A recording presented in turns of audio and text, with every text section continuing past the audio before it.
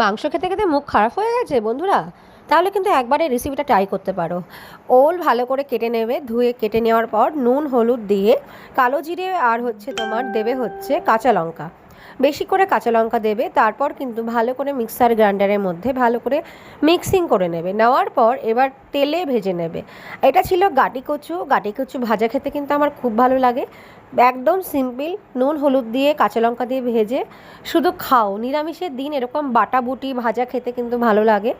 একঘেয়ে ডাল সয়াবিন আমার আর ভালো লাগছে না খেতে। ফুলকপি খেলেও বিচ্ছিরি গ্যাস হয়, আর বাঁধাকপি তো মানে এখনকার ভালোই লাগছে না।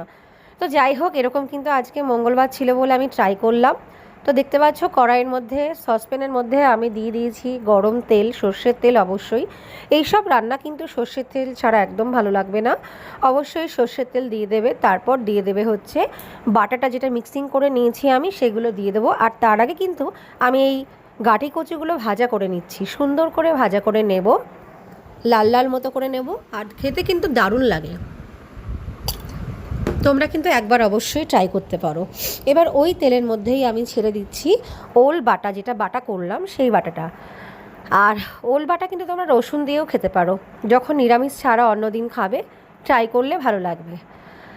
দেখো আমি কিন্তু সুন্দর করে এবার মানে শুকিয়ে নেব এই বাটাটাকে।